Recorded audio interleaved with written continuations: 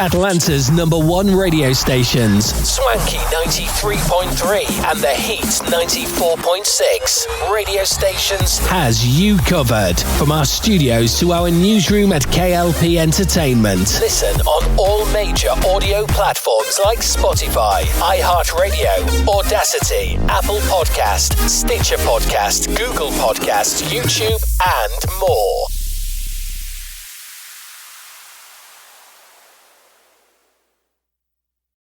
As an educator, Mr. Nelson's teachings are still being quoted in school. Everyone can rise above their circumstances if they are dedicated and passionate. Today, Nelson Mandela's teachings continue to inspire. Inspiration. Pass it on from passiton.com. Live from our newsrooms brings back our hit news network, SNN, with many news anchors like Arthur Brooks, Addison Hayden, and Beatrix Gemma. Brings you stories about the news worldwide. Tune in on Atlanta's #1 stations, Swanky 93.3 and The Heat 94.6 radio stations. To get the latest news today, listen on all major audio platforms like Spotify, iHeartRadio, Audacity, Apple Podcast, Stitcher Podcast, Google Podcast, YouTube, and more. Inclusion is just walking up to someone and being yourself. Inclusion. Let's pass it on. Like 18-year-old Sarah Grecian. My twin brother Jacob has an autism spectrum disorder. He didn't have any friends. So Sarah took action. She started Score a Friend. Including people with differences is the right thing to do.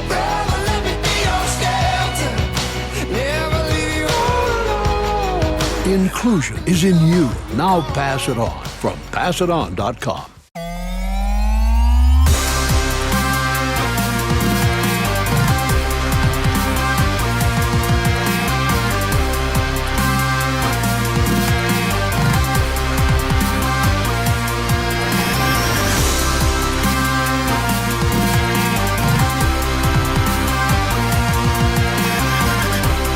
I saw something this weekend, and over the last 2 weekends, that was literally jaw-dropping, that blew me away. For years and years, we've had these coaching clinics, 7-on-7 summer camps. Oh man, it is a gold rush. The quality of quarterback play in college that I have seen in 2 weekends is unbelievable. The Pac-12's quarterbacks, just that conference, have completed 73% of their throws for 43 touchdowns and 5 picks. Bo Nix, first rounder. Caleb Williams, #1 pick. I had no idea Deion Sanders, Shedeur Sanders was that good. Michael Penix Jr. of Washington, all 4 first-round picks. That's just the Pac-12. I'm not sure if Deion's son will lead. He may want to stay with Dad and Travis Hunter. I get that. The quality is insane. Caleb Williams, we all know, is great. He didn't have the best weekend in his conference. There are so many I can't name them. Deion Sanders' son, Shedeur Sanders, I had seen him on YouTube at Jackson State. I didn't know how good he was. I text 2 general managers in the NFL during the game against TCU. I said, I'm absolutely blown away. Am I nuts? They're like, no, he's a first round quarterback. The kid last night for Duke, Riley Leonard, that's a first-round quarterback. 6'4", mobile, 360 dunks. These kids are incredible. I've never seen any. Jordan Travis at Florida State. If I left your quarterback out, it's because there's too many to name. It's a gold rush. All these years of 7-on-7 camps and personal coaching. Notre Dame as a guy, Hartman. People like him, and I'm like, yeah, I do too. He in many years, you could talk yourself into a first-round pick. For him, he's probably a second or a third because there's so many. We may have 7, 8, 9 first-round quarterback picks, and what does it mean? I'll tell you what it means. Your NFL team and your NFL executive, they watched the same thing I did. They watched the same thing you did.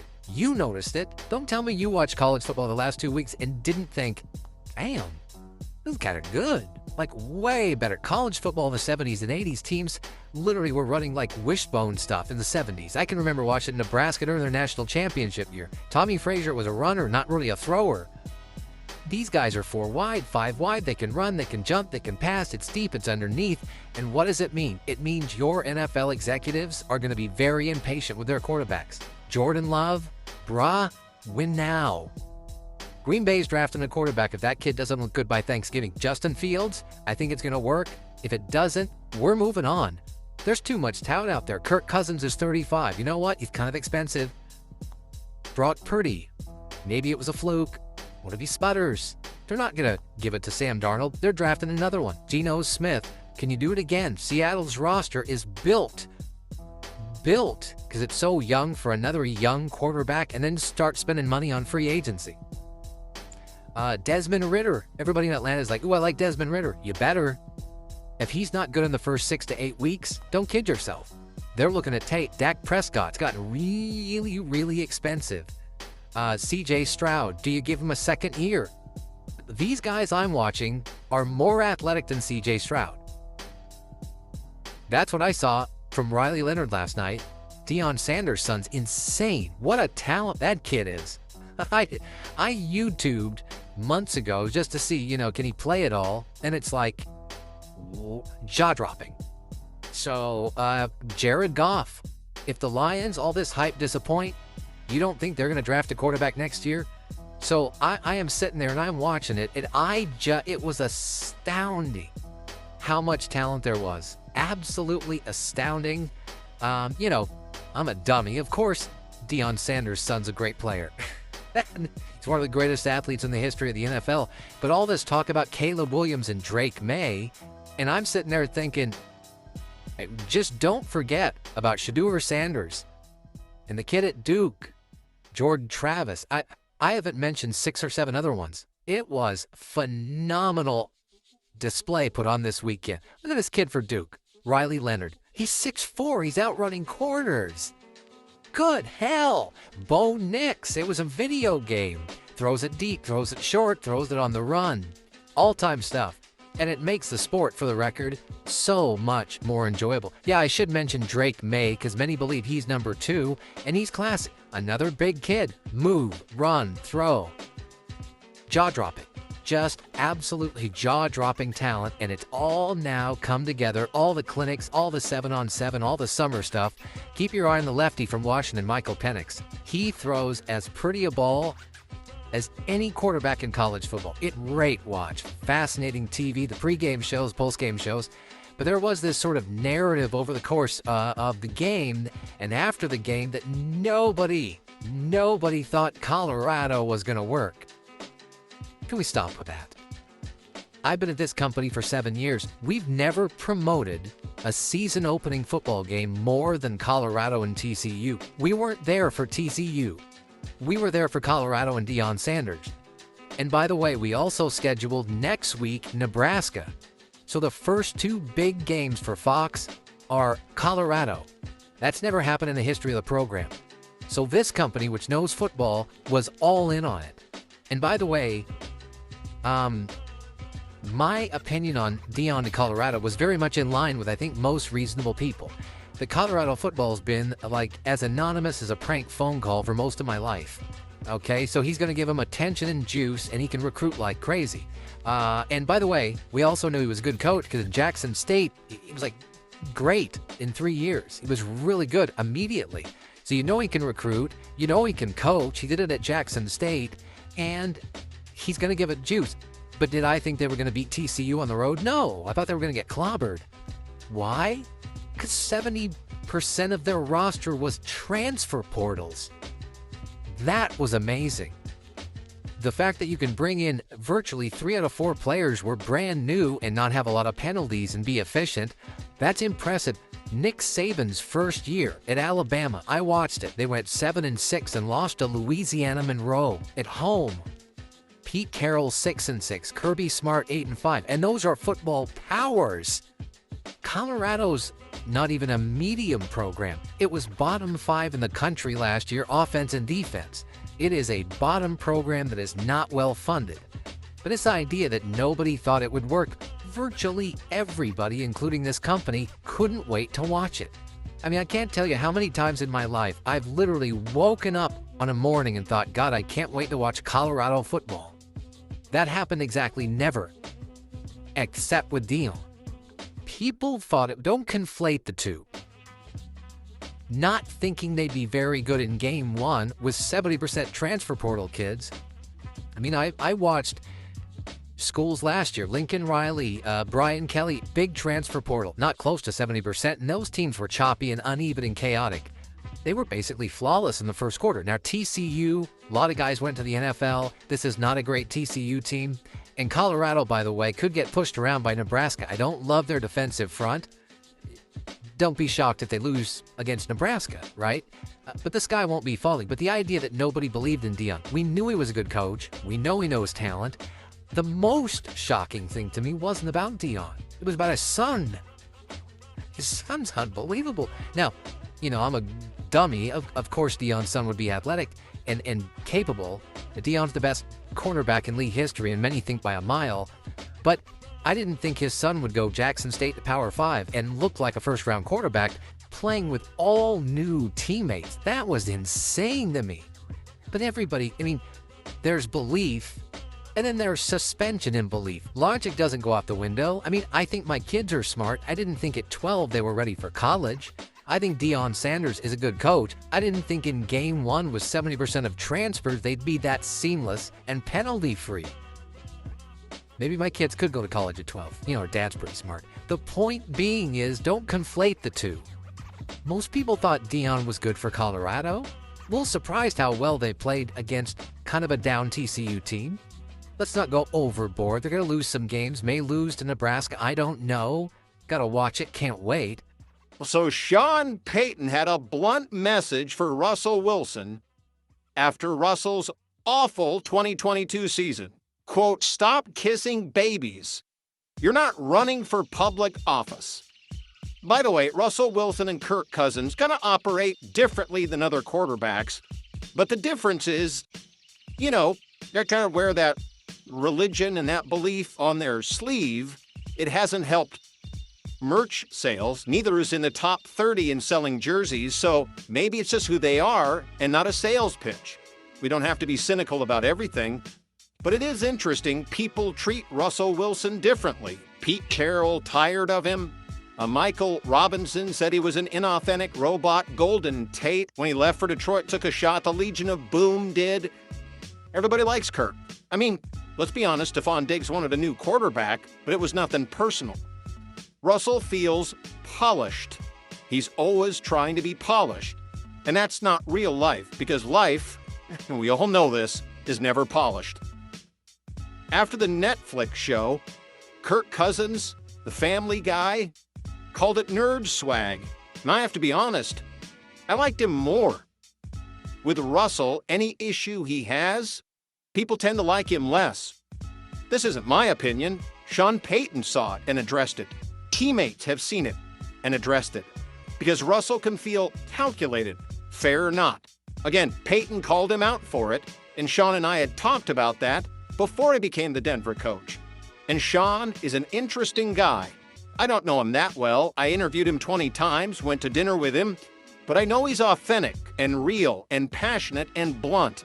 And that doesn't always fit with polished and refined. It just doesn't. Now, it is arbitrary in our society. I've talked about this before. Who we punish, who we sometimes fire, who we defend. We're very arbitrary about that. Usually, whoever we agree with politically, we'll back. Whoever wins games. Jordan 6 for 6, punched the teammate, nobody cares. Draymond Green did it. Get him out of the league. I understand that winning solves everything. And if Denver wins this year and Russell is great, maybe people will like him more. But I do feel like sometimes, and I think this is a fair criticism, I could be wrong, because in my dealings with Russell, he's been very authentic. In my one dealing with Kirk Cousins at an event years ago, I thought he was religious and authentic. Kurt Warner's religious. I've always felt that's very authentic. But sometimes I do feel a little like Russell is trying to act like he thinks a leader should. And I think what leadership is authenticity. Michael Jordan never apologized for his flaws. I've seen Mahomes yell at Andy Reid and Eric Bieniemy. I've seen Peyton Manning yell at his center Jeff Saturday and coaches. I've seen Brady yell at multiple people. Hopefully when he comes to Fox, he doesn't yell at me. But that's authentic. And I've seen Kobe and Shaq, and all great players get upset and see emotions. Years ago, there was a moment for Kirk Cousins. Again, a family man, very, very decent, very nice guy. That raw, that anger, a touch of venom, wanted to make it stick. Kirk Cousins is a really nice guy. But we like that. That's what we like. It's what coaches like. It's what teammates like. Nobody holds a grudge when Brady screams at you on the sideline. By the way, Brady didn't hold a grudge when Belichick did it. I mean, they didn't have dinner in 20 years. But leadership is authentic, and sometimes leadership is volume. I've been yelled at by bosses regularly, and I'm okay with it. As long as they're okay with me sometimes raising my voice to defend myself or my content. Polished isn't leadership. It feels inauthentic. You like that? Yeah, I do like that. Let it go. Let it rip. Yell. Be upset. Be pissed. That's leadership too. So the Ringer, that's Bill Simmons' biz, had quarterback rankings. And this is pretty interesting. So, we all do this, right? But this is what we do. Quarterback rankings, it's really a quarterback sport. And lists are fun. So I was just reading through the Ringer's list, and it was like, I didn't have to agree with all of it, but it's pretty darn good. That's Patrick Mahomes, number 1, and Josh Allen's number 2, and Justin Herbert, number 3. Joe Burrow, 4, I'd probably move him up. Lamar Jackson, 5, I don't have a problem with. Trevor Lawrence, 6. Aaron Rodgers, 7.